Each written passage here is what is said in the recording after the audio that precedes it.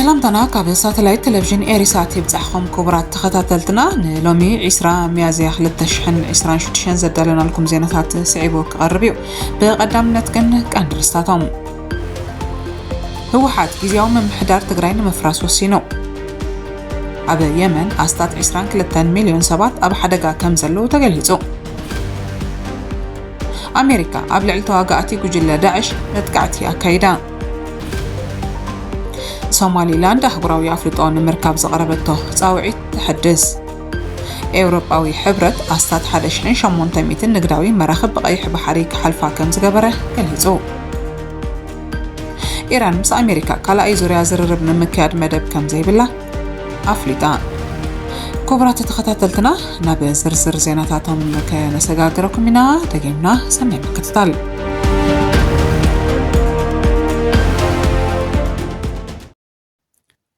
هوحات جزياو من محدار تقرين مفراس وسينو هزباوي كنبار حارنت تقراي اتي بمسارات ممع بريتورياس تمسرته جزياو من محدار تقراي كفرسن باتي قدم كينات تقراي بهزب استمرز ازبلو من محدار كتكان كمزو سنه افليطو ماكلاي كوميتي هوحات مال 19 ميازيا ابزوطو مغلطي كاب 15 سب 16 ميازيا ابزكايدو سرعه خيبه افصاصماس ممع بريتوريان هلو كنتاتن بعمقوتن صفحاتن دحر مزتاي اتي قدم كينات تقراي ب2.8 مليون هزب استمرز بيت مخر منغست تግራይ ናብ ስርሑ ክምለስ ወሲኑሎ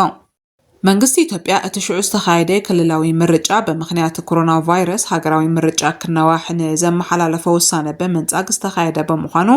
ዘይሕጋውን ዘይጸንዕኒ ኢልዎ መንባሩ ዝዝከርዩ እቲ ጉዳይ ነቲ ድሒሩ ኣብ መንጎ ክልል ትግራይን ፌደራል መንግስትን ዝተላዕለ ኩናት መበገሲ ከም ዝኾነውን ይግለጽ أتي أبي حدار 2022 أبي دو أفريقيا بريتوريا استختم سممع ناتي مات أنا جازيف كساره يوزس عبا أعناوي دموي جيت دو كبل بمكبار جيزياو من محدار نخمسرت عدل كم زهابوني فلات يوخن مبار هو حات ناتي أب قربا أوان بفيدرالاوي من قستي تبقى استقبرن حدا عمز أنحم من نوح أمر سلطان جيزياو من محدار تقراي بزي تسات فوس لستوسدا بيناوي وساني بمبال نتيق ويو نزو ساني سعيبو هبوش دامرا راحات تقراي وطري كاريرو يغني وماكلاي كوميته هوحات كابتي قدم 6 عامات استخايده كللاوي مرجع زغمم محدار ناب بوتو كملس وسينلو ጊዜያዊ ፕሬዝዳንት ትግራይ ለተናለ ጀነራል ታደሰ ወረደ መራሕቲ ህወሓት ነቲ ኣብ ዝቐረበ እዋን ብፌደራል መንግስቲ ዕድመ ስልጣኑን ንኽነዋሕ ዝተዋህበ ውሳነ ከይቀበሎ ፀቕጢ ከም ዝገበሩሉ ገሊጹ ነይሩ ህወሓት ድማ መንግስቲ ኢትዮጵያ መሃያ ሰራሕተኛታት መንግስቲ ሓዊሱ ባጀት ብምኽልካልን ተጀሚሮም ዝነበሩ ኣገልግሎታት ብምቁራጽም ብሓፈሻ ኣብ ልዕሊ ትግራይ ዳግመ ዕፅዋን ክባን ብምንባርን ሰራዊት ናብ ወሰናወሰን ትግራይ ብምጽጋዕን ዳግማይ ኩናት ንምኽፋት ኣብ ምህንዳድ ከም ዝርከቡ ይኸስስ أتي ودباب زحلف عمد حقاوي سبنتو كابز إن دحر مس ماكلاي منقسي متفنان كم زدقات أمي فلت أبي كبابيتات تسلمتن مواسن تعفارن وسن وتهدراوي جيجت تخاسيتهم من بارون يذكر أتي جيزياو من محدار مفراس توسيدو زلو سانة نتي زلو بوليتيكاوي وطريق عمغون نتي دحركينات استمسرته سبور سلام كدخمون كم زخل تنتنتي تنقو ناتي ودب هوحات وسيد وزلو سانتات إيد شعبية لو شعبية تمرحو من عنفت توردلو من زلا كبلو قلقلت تنتنتي بوليتيكان وتهدراوان مقننات أبي مغلات يركبو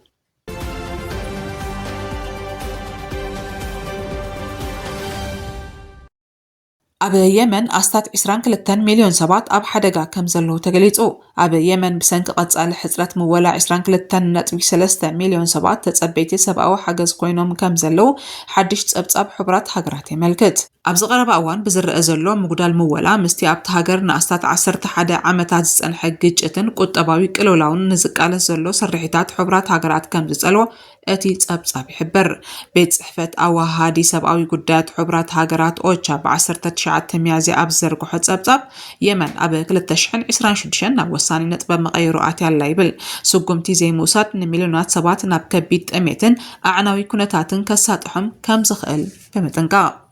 بتوسخي 2.3 مليون تحت عامش عمل زعد مئم هتانات دروب حضور حزرات مقبي ساقي كم زلون ازي كم مدخا موت كي ترفز سعب كوينو معبالا اكالون امراون تقامات كسعب كم زخلون ኦቻ ገሊጹ ኣብዛ ዓመት ኣብ የመን 19.3 ሚልዮን ሰባት በቲ ናውስኸ ዝኸይድ ዘሎ ሓደጋታት ጥዕና ፀገም ከጋጥሞም ከም ዝኽእልን ኣብቲ ሃገር 40 ሚእታዊ ትካላት ጥዕና ብኸፊል ወይ ሙሉእ ብሙሉእ ጥራይ ከም ሰርሐን ፀብጻብ እታ ትካል ይሕብር። የመን ናብ ዝኸፍአ ከቢድ ዕንወት ከይትሽመም ኣገዳሲ ምወላን ዕንቅፋት ዘይብሉ ሰብኣዊ ተበጻሕነትን ወሳኒ ምዃኑ እቲ ፀብጻብ የመልክት። ንዓመታት ዝቐጸለ ኩናት ኣብ የመን ልዕሊ 5.3 ሚልዮን ሰባት ክመዛበሉ እንከለዉ ብውሕዱ 14.4 ሚልዮን ሰባት ጽሩይ ማይን ህይወት ዘድሕን ጽሬትን ከም ዘልዮም እቲ ፀብጻብ የመልክት። ኣብ የመን ኣድላይ ደገፍ ብትካላት ረድኤት እንተዘይተገይሩ ነፍሲ ጾራትን ዘጥበዋ ደቂ ኣንስትዮን ሓዊሱ ተቐላዕቲ ሰባት ዝያዳ ክጥቅዑ ምዃኖም እቲ ትካል ኣጠንቂቑ።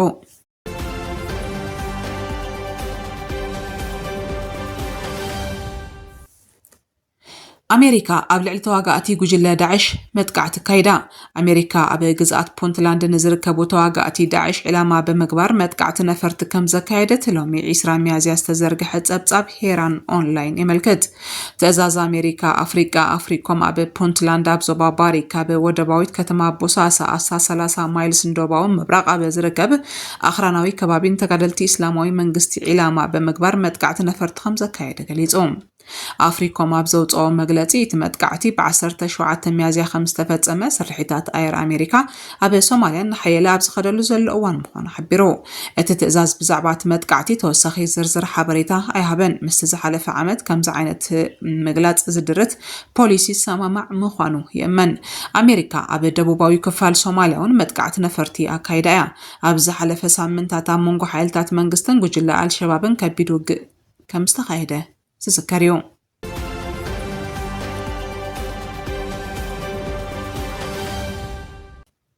ሶማሊላንድ ኣህጉራዊ ኣፍልጦ ንምርካብ ዘቕረበት ተፃዊዒት ትሕደስ። ርክብ ሶማልያ ንኢትዮጵያ እናተማሓየሸ ኣብ ዝኸደሉ ዘሎ እዋን ሶማሊላንድ ድፊኢት ኣፍልጦ ትሕድስ ምህላዋ ፀብጻባት ዶይቼ ዌለን ቲአርቲ ኣፍሪካን ኣመልኪቶም። እስራኤል ኣብታ ግዝኣት ልኡኽ ክትሸይም ምዃናን ምግላፃ ካብ ሃገራት ዓረብን እስላማውያን ሃገራትን ነቐፌታ ከም ዝሰዓበ ይፍለጥ። እተን ሃገራት ኣብ ዘውፅኦ ሓበራዊ መግለፂ ትስጉምቲ ንልኡላውነትን ግዝኣታዊ ሓድነትን ሶማልያ ዘጥሕስ ምዃኑ ገሊፀን። ሚኒስትሪ ጉዳያት ወፃኢ ሶማሊላንድ ኣብ ዝሃቦ ግብረ መልሲ ድማ ኣህጉራዊ ፅምዶታት ንልኡላውነት ዝኾነት ሃገር ከም ዘይጥሕስ ብምግላፅ እቲ ሃገር ኣህጉራዊ ኣፍልጦ ንኽትረክብ ደገፍ ክግበረላ ደጊሙ ፀዊዑ። እዚ ከምዚ ኢሉ እንከሎ ፕሬዚደንት ሶማልያ ሓሰን ሼክ ማሕሙድ ሃገሩ ምስ ኢትዮጵያ ኣትያቶ ዝነበረት ወጥሪ ብምህድኡ ዝምድና ክልቲአን ሃገራት ተማሓይሹ ከም ዘሎ ገሊጹ። እቲ ፕሬዚደንት ኣብ ፎረም ዲፕሎማሲ አንታልያ 2026 ኣብ ዘስምዖ መደረ ቱርኪ ኣብ መንጎ ክልቲአን ሃገራት ሽምግልና ምግባራ መስኪኑ።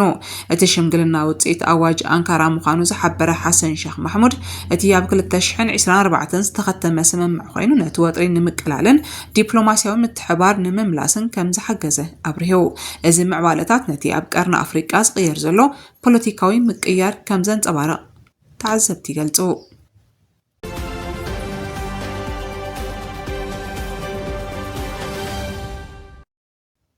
ሕብረት ኤውሮጳ ኣስታት 1800 ንግዳዊ መራኽብ ብቀይሕ ባሕሪ ክሓልፋ ከም ዝገበረ ገሊጹ። ተልእኾ ሓይሊ ባሕሪ ኤውሮጳዊ ሕብረት ኣብ ውሽጢ 26 ኣዋርሕ ኣስታት 1800 ንግዳዊ መራኽብ ኣብ ቀይሕ ባሕርን ወሽመጥ ዓረብን ክሓልፋ ከም ዝገበረ ገሊጹ። ሕብረት ኤውሮጳ ሃገራዊ መጓዓዝያ ንምሕላው ዝተዋህቦ ተልእኾ ሓይሊ ባሕሪ ኢናቫ ፎር ኣስፓይድስ ዓለማዊ መስመራት ንግዲ ንምሕላውን ኣብ ቀይሕ ባሕርን ወሽመጥ ዓደንን ናጽነት መስርሕ ምጉዕዓዝ ንምርግጋጽ ካብ ዝጅመር 26 ኣዋርሕ ኣቕፂሩ ከም ዘሎ ብምግላጽ ጸሃብታት ሓይሊ ባሕሪ ነቲ ካብ መወዳእታ 2023 ጀሚሩ ብተደጋጋሚ መጥቃዕቲ ሕቲ ዕላማ ዝኾነሉ ከባቢ ደቡባዊ ቀይሕ ባሕሪ ዝሓልፋ ልዕሊ 1790 መራኽብ ንግዲ ጥቡቕ ምክልኻል ከም ዝገበረ እቲ ተልእኾ ብ19 ሚያዝያ መድረኽ ኤክስ ኣብ ዘርግሖ ጽሑፍ ሓቢሩ። ኣስፓይድስ መራኽብ ውግእን ኣባላቱን ንጻዕርታት ሕብረት ኤውሮጳ ብምላሽ ቅልውላው ጸጥታ ባሕርን ዞባዊ ምርግጋእን ከም ዝደገፉ ኣጉሊሑ። እዚ ተልእኾ ብ19 ለካቲት 2024 ዝተመስረተ ኮይኑ ሕቲ ኣብ ልዕሊ መራኽብ ዝፍጸም ዘሎ መጥቃዕቲ እናገደደ ኣብ ዝኸደሉ ዘሎ እዋን ምላሽ ንምሃብ እዩ። ኣብዚ እዋን እዚ ክልተ ኣሃዱታት ሓይሊ ባሕርን ልዕሊ 390 ባሕረኛታትን ካብ 21 ኣባላት ሃገራት ኤውሮጳዊ ሕብረት ዝሓቆፈ ኮይኑ ዋና ቤት ጽሕፈቱ ኣብ ላሪሳ ግሪክ እዩ። ስርሑ ዝሰርሓሉ ከባቢ ንባቢኤል መንደብ መጻብቦ ሆርሙዝን ኣብ ቀይሕ ባሕሪ ወሽመጥ ዓደን ባሕሪ ዓረብ ወሽመጥ ዖማንን ወሽመጥ ዓረብን ዝርከብ ኣህጉራዊ ማያ ዝሽፍን ምዃኑ ይፍለጥ።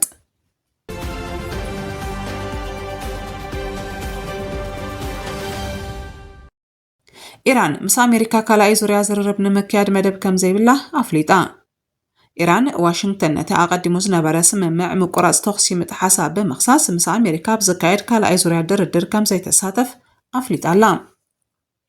ኣፈኛ ሚኒስትሪ ጉዳያት ወጻኢ ኢራን እስማዒል ባጊሪ ኣሜሪካ ንዲፕሎማስያዊ ጻዕርታት ከተኽብር ከም ዘይከኣለት ብምግላጽ ኣብ ቀረባ እዋን ዝወሰደቶ ተግባራት ንዳግማይ ግጭት ዘላዓዕል ክብል ገሊጽዎ።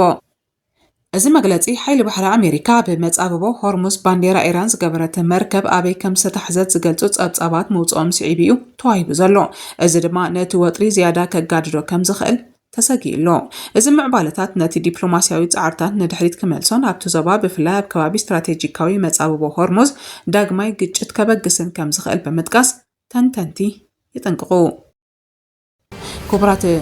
ተኸታተልትና ንሎሚ ዝተዳለዉ ዜናታት ኣብ ሲሳዚምና ኣለና። ጽባሕ ብኻልእ ትሕዝቶ ዜናታት ክሳብ እንራኸብ ሰላም።